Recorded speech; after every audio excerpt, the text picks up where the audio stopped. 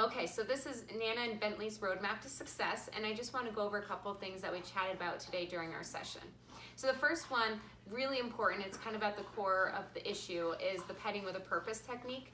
Remember, this is going to help reduce that animosity and any kind of leadership role that the dogs are trying to take on, because when you pet them, first you're going to ask them to sit each time to initiate petting. If Nana kind of demands attention by pawing at you or anything, or nudging at your arm, things like that, don't pet her. That's when you want to stop petting her. But otherwise, ask her to sit, same with Bentley, and then go ahead and pet them. If they're being good and not demanding attention and Bentley wants to jump up on your lap or Nana wants to lay her head on your lap, totally fine. They don't have to stay sitting the whole time. You just want to make sure that they initiated it by sitting and then they don't start doing that demanding attention behavior. If they do, stop petting them for a little while, and once they've stopped, you can ask them to sit and resume back to normal. Eventually, you should get to the point where they're sitting to ask for attention and you don't have to ask them to sit each time. Okay? So that's one thing, and the other part is, again, don't pet them when they're doing things you don't want to reward them for. So if Bentley's being really anxious and in a high hyper state, don't pet him. That goes with coming through the door. So when people are coming home, and it's the family coming through the garage or just family members that are here often, I want to encourage you to do like the not looking at them, no eye contact, don't pet them until they've calmed down. So whichever dog calms down faster is actually the dog you want to pet first. So if Nana or Bentley calms down faster, pet them first, because then you're teaching the other dog what they should be doing to get that kind of attention. So you're letting them compete for good behavior. The other thing you can do in terms of the door is the claiming the door exercise. Remember, you can go to the website, dogonproblems.com, click on dog training tips. There's a search bar, you can type in claiming the door. And we have a bunch of videos to kind of go over the details of that exercise. But essentially, you're using the escalating consequences to teach them that invisible boundary where the carpet meets the tiled floor.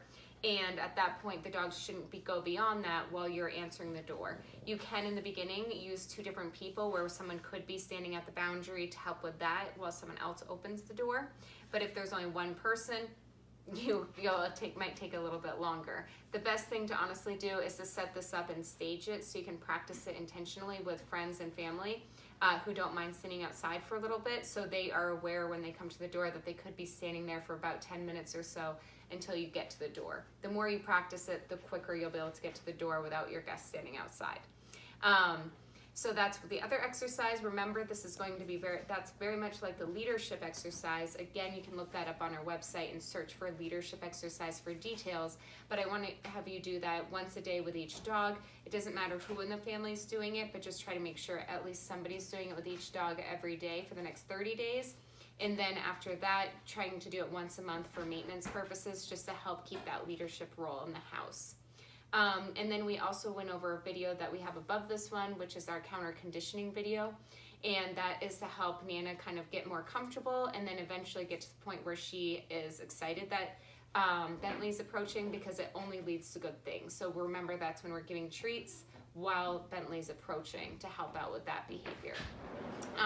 Good to have everyone on the same page. Try to make sure that all of the kiddos in the house know the petting with a purpose, because it's going to be a huge component. Same with the leadership exercise, to helping changing the dynamics in the home where the dogs are looking to all the owners as the leaders in the home. Remember, this isn't to be aggressive, it's just to be that you want to be a strong leader, kind of like you're in charge, more like a parent and authority figure in that sense. So that way they get to relax and just be dogs, and they don't have to worry about taking care of the house. They know that other people are doing that. It's not their job to guard it. All right, and then last, I just want to remind you that everything you do trains your dog, only sometimes you mean it. Excellent. Thank you. Yeah.